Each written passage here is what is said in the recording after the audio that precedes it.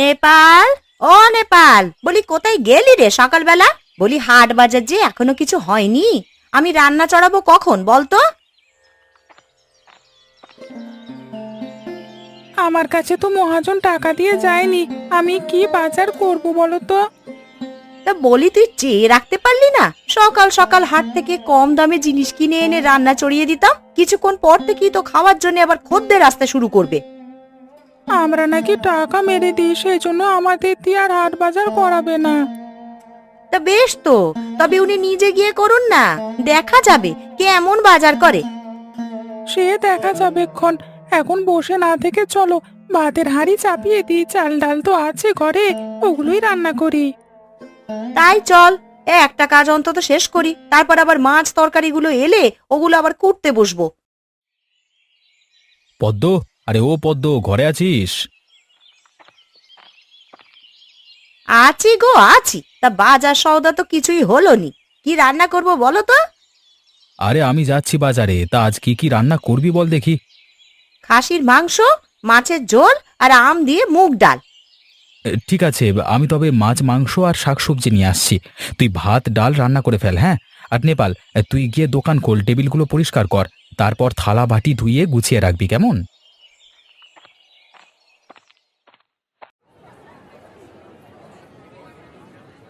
কি হে গোপালদা, আজকে বড় তাড়াতাড়ি দোকান খুলছো দেখছি।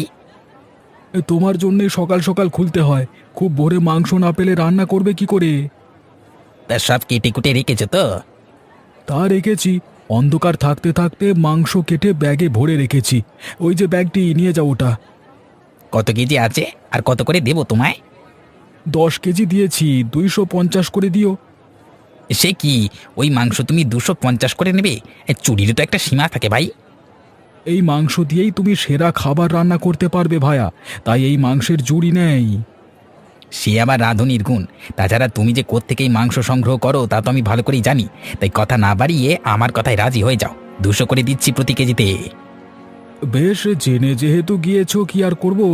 দাও, তোমার হিসেব অনুযায়ী টাকা দাও। এই নাও টাকা। আর কালকেও আমার মাংস লাগবে, 10 কেজি আলাদা রেখে দিও। ঠিক আছে, তবে একটি কথা, এই কথা যেন কাকপক্ষীও টের না পায়। সে নিয়ে তুমি ভেবো না, আমার কাছ থেকে কোনো কথা লিক হবে না, বলো।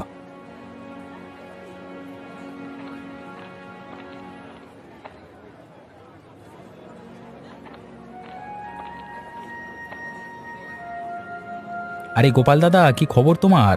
মাংস আছে কি, নাকি সব বিক্রি হয়ে গেছে? তোমার মাংসের তো আবার খুব চাহিদা গো। চাহিদা থাকবে না? এই কম দামে এত ভালো মাংস পাবে কোথায়, হ্যাঁ? তা তুমি হঠাৎ আমার দোকানে কি মনে করে? আর বলো না, রোজ তো ঘরের হাঁস মুরগির মাংস দিয়েই হোটেল চালাই, কিন্তু এবার ঝি বলছে খাসির মাংসটা একটু রান্না করে দেখতে হবে।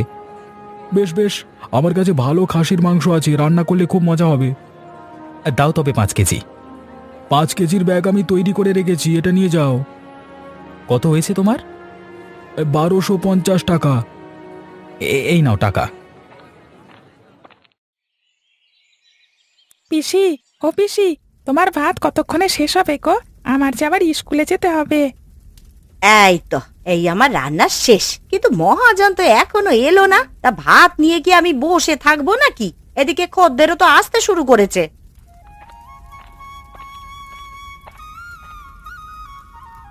এই যে পদ্ম, সব বাজার করে নিয়ে এসেছি, চটপট রান্নাটা সেরে ফেল দেখি। আমি ক্যাশে গিয়ে বসছি, কেমন? এতক্ষণে আসার সময় হলো? এখন কি রান্না করব বলো তো? দিন তো সব পুড়িয়েই এসেছে গো। আর বলিস না, বেছে বেছে সব জিনিস কিনতে গিয়ে দেরি হয়ে গেছে। তাছাড়া আজকে মাংস এনেছি গোপাল কসাইয়ের কাছ থেকে, দেখবি রান্নায় আজকে অনেক মজা হবে। ঠিক আছে ঠিক আছে, দেখি কেমন বাজার করেছো তুমি। নে নেপাল, নিয়ে এদিকে আয় তো, মাছ মাংসগুলো ওটাই রেখে কুটে ফেলি। দেখেছিস কত ভালো মাংস, একেবারে টকটকে লাল হয়ে আছে। মা গো, এই মাংস ভালো? আরে গন্ধটা শুকে দেখো না, এ তো পচে নষ্ট হয়ে গেছে গো। পচা মাংস বলিস কি রে? তাই তো দেখছি, মনে হয় ওটা মরা কোনো ছাগলের মাংস হবে। কি, গোপাল আমাকে পচা মাংস দিয়েছে? না না, তা কি করে হয়? ওর মাংস বাজারের সেরা মাংস, ও মরা ছাগলের মাংস দেবে কেন? বলি গন্ধ শুকে তুমি বুঝতে পারছো না? আরে কম পক্ষে এই মাংস 2 দিন আগের। চি চি চি চি চি চি, এটা খাওয়া তো দূরের কথা, হাত দিতেই তো ঘেন্না লাগছে। হায় হায় হায়, এতগুলো টাকার মাংস এভাবে নষ্ট হয়ে গেল, কি করব এখন আমি? এক্ষুনি এই মাংস দিয়ে টাকা ফেরত নিয়ে এসো, আমরা অন্য দোকান থেকে কিনে নেবখন। দাঁড়া দাঁড়া, আমি এক্ষুনি যাচ্ছি।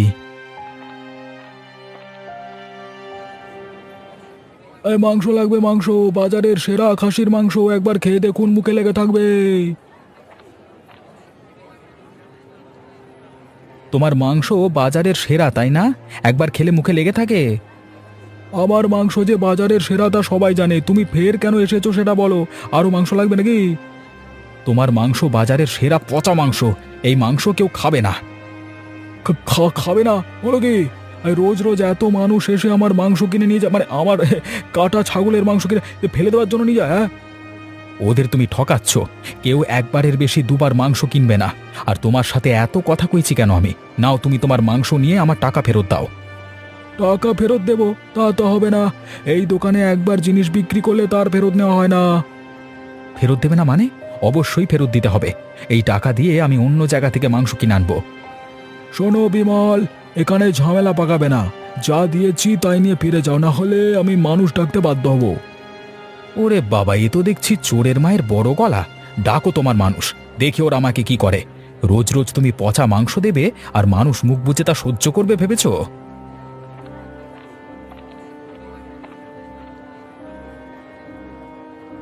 এই যে গোপাল দাদা, আমাকে আরো কিছু মাংস দাও তো, আগের মাংসগুলো শেষ হয়ে গেছে। এরই মধ্যে শেষ? বাবা, তোমার ব্যবসার হাত আছে বলতে হবে। এই যে মানিক, তুমি এসেছো। দেখো ভাই, ও ও আমাদের পচা মাংস দিয়ে ঠকাচ্ছে, তুমি ওর কাছ থেকে মাংস নিও না। কি যে বলো বিমলদা, এত কম দামে মাংস কোথায় পাবে বলো তো?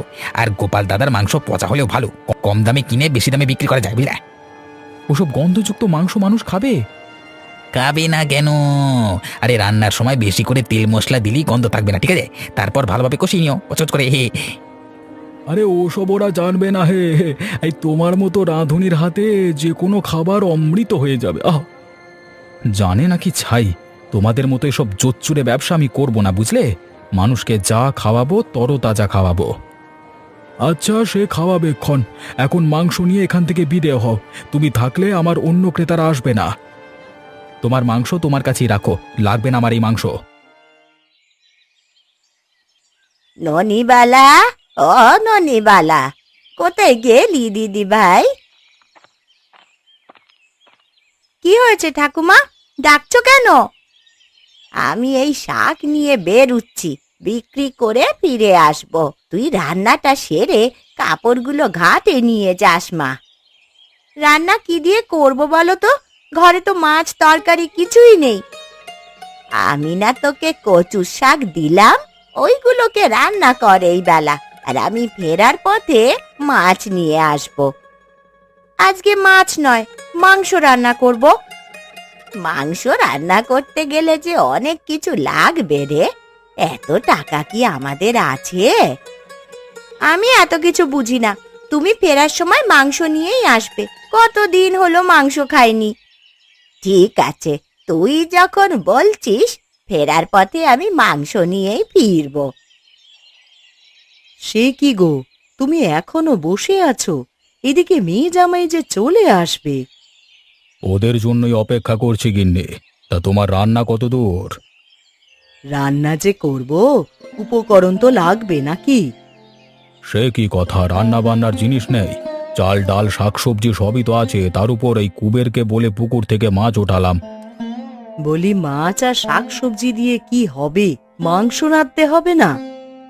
ওরা মাংস খাবে না গিন্নি, শহরের মানুষজন ওসব সারা বছর খায়। তুমি বরং ভালো করে শাকসবজি রান্না করো। তাই বলে মাংস ছাড়া জামাইয়ের পাতে ভাত দেব? বেশ, তাহলে খোঁয়ার থেকে মুরগি নিয়ে এসো, ওটা জামাইকে কোরমা করে দিও। ওসব মুরগি দিয়ে হবে না, তুমি বাজার থেকে খাসির মাংস কিনে নিয়ে এসো। বাজারের মাংস ভালো নয় গিন্নি, ওরা মরা পচা মাংস দেবে, ওসব খেলে আবার অসুখ হবে। শুনেছি গোপাল নাকি বাজারে সেরা মাংস বিক্রি করে, ওর কাছ থেকেই নিয়ে এসো বরং। গোপাল মাংসের ব্যবসা নিয়েছে নাকি? তাহলে তো আরো আগেই ওর কাছে যাওয়া যাবে না। বেটা চোর শেষে বাটপারি করে পচা মাংস দিয়ে দেবে। ইস, কিভাবে আরেকজনকে দোষ দিয়ে দিলে? আমি কি বুঝি না ভেবেছো? ওসব তোমার কিপটেমি। না হলে বাজারের মাংস কি খারাপ হবে নাকি? হাজার হাজার মানুষ নিয়ে খাচ্ছে। সে তুমি যাই ভাবো, আমার মেয়ে জামাইকে আমি খারাপ কিছু খেতে দিতে পারি না।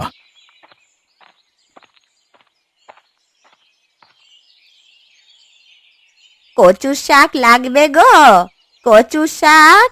ও রায়গিন্নি, কচু শাক লাগবে তোমার? আরে ওই তো গয়া বুড়ি এসেছে।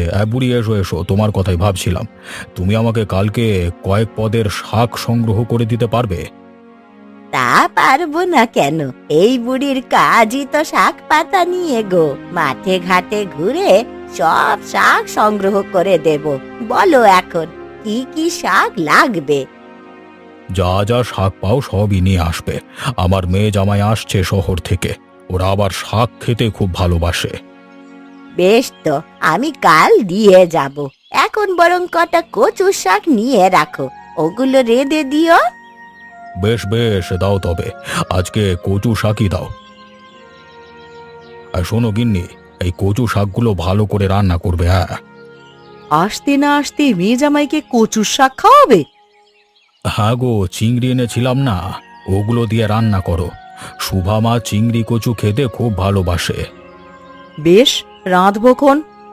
তা বলি, আমার টাকাটা দেবে না বাবা? এক্ষুনি দিতে হবে, ও বেলায় নিয়ে যেও। নাতনিটা বড্ড মাংস খাওয়ার বায়না ধরেছে, তার জন্যে গোপালের দোকান থেকে মাংস কিনে নিয়ে যাব। তুমি টাকাটা দিয়ে দিলে বড্ড ভালো হতো। বেশ বেশ, তবে এই নাও।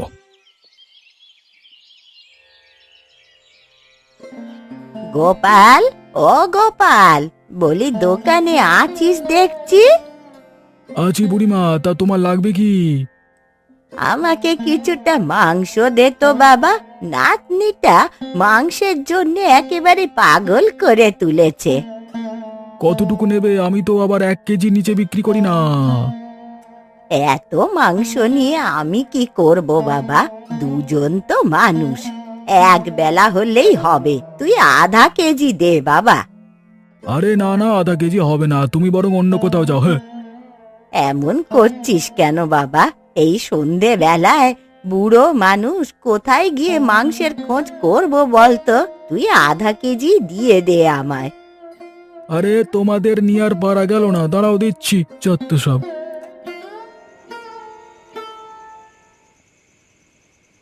অননি, কয়েকটা আস্ত রসুন দে তো মা। ওগুলো মাংসে দিলে খেতে ভারী মজা হয়। এই নাও ঠাকুমা, আজকে অনেক মজা করে মাংসের ঝোল খাবো। ইস, কতদিন যে মাংস খাই না। হ্যাঁ রে, তোর দেখা দেখি আমারও যে খিদে পেয়ে গেছে। দেখেছিস কেমন সুঘ্রাণ বেরুচ্ছে তরকারি থেকে? হ্যাঁ গো, গোপাল কাকুর দোকানের মাংস তো, সেই জন্য এত মজা। মানুষ বলে উনি নাকি বাজারে সেরা মাংস বিক্রি করেন। ও ঠাকুমা, তা ভাতে হবে তো আমাদের? মাংস দিয়ে ভাত খেলে ভাত আবার বাড়ন তো হবে না তো? না রে না, ভাত ঠিক হয়ে যাবে। যা তো এখন থালা বাটি ধুয়ে নিয়ে আয়, আমি বরং পাটি পেতে দিচ্ছি।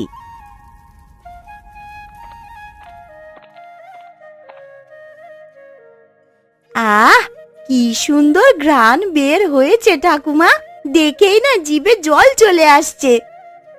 আরে, গন্ধ রেখে খাওয়া শুরু কর, ঠান্ডা হয়ে গেলে খেয়ে আর মজা পাবি না রে। এ মা, এটা কি রান্না করেছো তুমি? কেন রে, কি হয়েছে? খাওয়া যাচ্ছে না বুঝি? খেয়ে দেখো একটু, খেতে পারো কিনা। মা গো, এমন গন্ধ বেরোচ্ছে কেন রে? এ তো মুখেই দেওয়া যাচ্ছে না। তাই তো দেখছি, এত আশা করে খেতে বসেছিলাম, কিন্তু একটা গ্রাসও মুখে দেওয়া গেল না। কি রান্না করেছো এটা বলো তো শুনি। আমি তো সবই পরিমাণ মতনই দিলাম রে, তাহলে দোষটা কোথায় হলো? আমার রান্নায় নাকি মাংসের মধ্যে? তোমার রান্না তো আরো খেয়েছি, কিন্তু এমন দুর্গন্ধ তো কখনো বেরোয়নি। মনে হচ্ছে মাংসেই সমস্যা ছিল জানো। তাহলে ওই গোপালই এই কাজটা করেছে। ও ইচ্ছে করে আমাকে পচা মাংস দিয়েছে। ছি ছি ছি, এমন কাজ মানুষে করে? এ যে পশুকেও হার মানিয়ে দেবে গো। দাঁড়া, সকালটা হোক, ওর মুখে আমি এই তরকারি ছুঁড়ে দিয়ে আসব। তা করলে কি আর হবে বলো? আমাদের তো আর মাংস খাওয়া হলো না। চিন্তা করিস না দিদি ভাই, কাল আমি মানিকের হোটেল থেকে মাংস কিনে আনবো, তখন পেট পুড়ে খেতে পারবি। ঠিক আছে, তাই করো।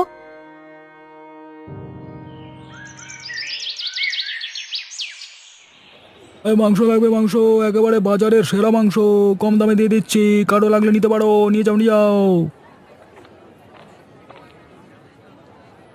এই নে তোর মাংস, খেয়ে দেখ হারামজাদা কেমন মজা হয়েছে।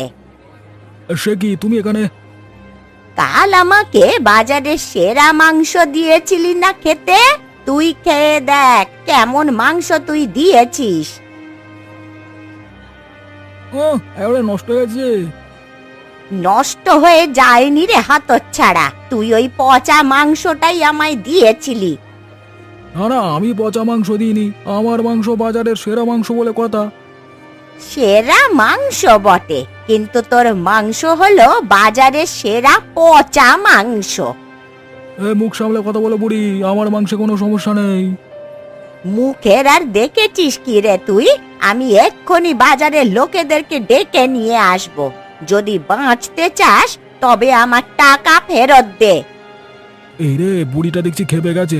এই দাঁড়াও দাঁড়াও বুড়ি, আমি তোমাকে টাকা দিচ্ছি, তুমি তাড়াতাড়ি বিদে হও এখান থেকে, খোলা বুড়ি বাবা।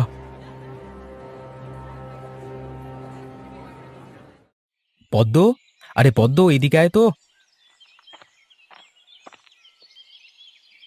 কি হয়েছে, আবার ডাকছো কেন? রাতের কি বাজার লাগবে বল দেখি, আমি এখন বাজার করতে বের হব। দুপুরের খাবারই তো শেষ হয়নি গো, ওইগুলোই রাতে দিয়ে দেবো খন। সে কি, দুপুরের খাবার রাতে খাওয়াবি? তা কি আর করব বলো, আজকে তো লোকই আসেনি তেমন, সবই পড়ে রয়েছে। এটা তো বড় ভাবনার বিষয় রে, দিন দিন মানুষ কমিয়ে চলেছে, এরকম চললে যে ব্যবসা উঠিয়ে দিতে হবে। কি করবে বলো, সব মানুষই যে মানিকের দোকানে চলে যাচ্ছে। কি আছে ওর দোকানে? সবাই পচা মাংস খেতে যায় নাকি? মানুষ তো আর সবকিছু জেনে শুনে খাচ্ছে না, আর তাছাড়া তরকারিতে মশলা দিয়ে ওরা তা সুস্বাদু করে তুলছে, তখন আর তেমন গন্ধও লাগে না, বরং খেতেও কিছুটা ভালোই লাগে। আরে ওর দোকানে কম দামে খাবার বিক্রি করে, সেই জন্য সবাই যাচ্ছে। মানুষ পারেও বটে, ওসব পচা তরকারি খায় কিভাবে? না না না, এ তো হতে দেওয়া যায় না। পচা মাংস খাইয়ে সব খদ্দের নিয়ে নিচ্ছে, এর একটা বিহিত করতেই হবে, না হলে আমার দোকান চলবে না। তা কি করবে তুমি? একবার রায়চৌধুরীর কাছে যাব, উনি এই গায়ের মোড়ল, ওনার কাছে আমি নালিশ জানাবো। এভাবে পচা মাংস খেলে মানুষের স্বাস্থ্যের ক্ষতি হবে। তাহলে ওই গোপালের কথাটা বলো, হ্যাঁ, ওই সব পচা মাংসের যোগান দিচ্ছে। ঠিক বলেছিস নেপাল, একদিন আমিও গোপালের কাছ থেকে মাংস এনে 1000 টাকা খুইয়েছিলাম, ওর কথাটাও বলছি গিয়ে।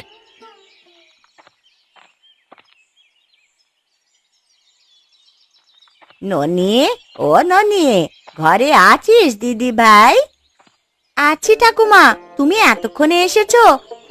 তোর জন্যে মানিকের দোকান থেকে মাংসের তরকারি নিয়ে এসেছি রে, নে ভাতগুলো নিয়ে আয় দেখি, আমরা ঠাকুমা নাতনিতে মিলে মাংস দিয়ে খাই। তুমি বসো ঠাকুমা, আমি এক্ষুনি খাবার নিয়ে আসছি।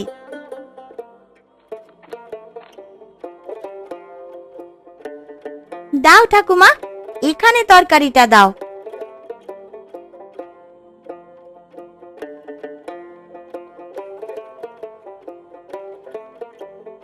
কি রে, কি হয়েছে? তরকারিটা কেমন জানি লাগছে, খেয়ে দেখো তো তুমি। হ্যাঁ রে, কেমন পচা পচা গন্ধ বেরোচ্ছে। তাহলে এবারও তুমি সেই পচা মাংসই এনেছো? আরে পচা মাংস আনবো কেন রে, এইটা তো ওই মানিকের দোকান থেকে কিনে এনেছি। ও তোমাকে পচা মাংসের তরকারি দিয়েছে গো ঠাকুমা। তুমি হয়তো বুঝতে পারোনি, কিন্তু আমি ঠিক বুঝেছি এটা সেই কালকের মাংসের মতনই লাগছে খেতে। কিন্তু এ কিভাবে সম্ভব বলতো? দুজনের মাংসই কেন পচা হবে রে? এখনো বুঝতে পারোনি? আরে মানিক কাকু নিশ্চয়ই গোপাল কাকুর কাছ থেকেই মাংস কিনে রান্না করে। বুঝেছি, তাহলে ওরা যুক্তি করে এই কাজ করছে। হ্যাঁ গো, আর সবাই ওদের মাংস খাচ্ছে, আমরা না হয় বুঝে ফেলেছি, অনেকে তো আর এই গন্ধ ধরতে পারে না। তবে তো ওদের উচিত শিক্ষা দিতে হয় রে। চল তো ননি, এখনই রায়চৌধুরীর কাছে যাব। উনি এই গাঁয়ের কর্তা, ওনাকে সব জানাতে হবে। তাই চলো, একমাত্র রায়চৌধুরী ওদের শায়েস্তা করতে পারবে। আমি সেই জন্যই বলি, ওসব বাইরের খাবার খেও না। যা খাবে নিজে ফলিয়ে খাও। দেখলে তো বাইরের খাবার কেমন অস্বাস্থ্যকর হয়। সব খাবার খারাপ হয় না চৌধুরী মশাই। আমার নিজের মাঠ থেকে সবজি, পুকুর থেকে মাছ আর খোঁয়ার থেকে হাঁস মুরগি নিয়ে হোটেল চালাই। আমার খাবারে খারাপ কিছু পাবেন না। সবাই তো আর তোমার মতো সৎ না বিমল। গোপাল আর মানিকের মতো অসাধু লোকও আছে। এখন আমি কি করব বলো? আমি গেলে ওরা সবকিছু লুকিয়ে ফেলবে। ওদের হাতে নাতে ধরা ছাড়া আর কোনো উপায় নেই। ঠিক বলেছ ঠাকুমা, সেই জন্য রাতের বেলায় গোপাল কাকুর বাড়িতে হামলা দিতে হবে। আমার মন বলছে তখনই সেখানে মরা গরু ছাগল সংগ্রহ করে কাটাকুটি করে ওরা। ঠিক বলেছিস মা, একমাত্র এই বুদ্ধিতেই গোপালকে ধরা যাবে। তবে আজকে রাতেই আমরা ওর বাড়িতে যাব, কি বলো সবাই? সেই জন্য সবাই প্রস্তুতি নিয়ে নাও। আর এই কথা যেন কেউ না জানে, তাহলে ওরা সতর্ক হয়ে যেতে পারে।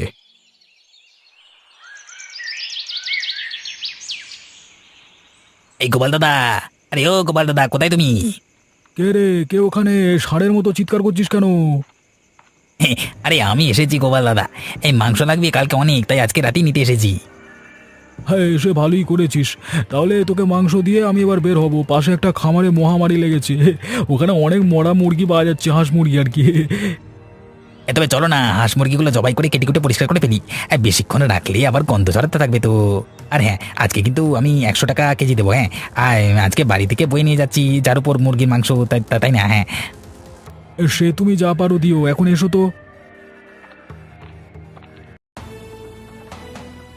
আরে আর তোমাদের মাংস কাটাকাটি করতে হবে না গোপাল, আমরা চলে এসেছি। সে কি আপনারা এখানে? হ্যাঁ রে, আমরা খুব তো পচা মাংস বিক্রি করে আমাদের ঠকিয়েছিলি, এখন মজা টের পাবি রে হারামজাদা। না না, আমি পচা মাংস বিক্রি করি না। একই কথা, এ বাজারের সেরা মাংসটাই আমি বিক্রি করি। সেরা মাংস না ছাই, তুমি বাজারে সেরা পচা মাংস বিক্রি করো, আর সাথে ওই হোটেলওয়ালা মানিকও আছে, ও তোমার কাছ থেকে গোপনে মাংস কিনে তা মানুষকে খাওয়ায়। একদম বাজে কথা বলবে না, আমি এর মধ্যে নেই। আমার দোকানে পচা মাংসের একটা মানে টুকরো পাবে না। বাট তুমি যে নেই তা তো দেখতেই পাচ্ছি। খামার থেকে মরা হাঁস মুরগি চুরি করে গাঁ শুদ্ধ মানুষকে খাওয়াচ্ছ, আমরা দেখবার পরও স্বীকার করছো না। আমরা কি ভুল দেখছি? তবে আপনারা ভুল দেখবেন কেন? আপনি মোড়ল মানুষ, যা দেখবেন সত্যিই দেখবেন। কথায় আমাকে গলানোর চেষ্টা করো না গোপাল আর বিমল, আর সব কটাকে রশি দিয়ে বাঁধো, কালকে ওদের থানায় নিয়ে যাব। রায়মশাই, এমন কাজ করবেন না। আমি লোভে পড়ে পচা মাংস বিক্রি করেছি, আজ হতে গেলে বউ সন্তান না খেয়ে মরবে। আমাকেও ছেড়ে দিন না বাবু, আমিও গোপাল দাদার বুদ্ধিতে এই লাইনে এসেছি, আর কখনো পচা মাংস বিক্রি করবো না, ছেড়ে দিন না। তোমাদের এত কথা শোনার কোনো দরকার নেই, বুঝলে? যা বলবার না হাজতে গিয়ে বলবে। ঠিক বলেছ, চোর যখন ধরেছি ওদের উচিত শাস্তি না দিলেই নয়। ওরা পচা মাংস বিক্রি করে সবার জীবন অতিষ্ঠ করে তুলেছিল, এভাবে হাতে নাতে ধরে ছেড়ে দেওয়া অন্যায় হবে।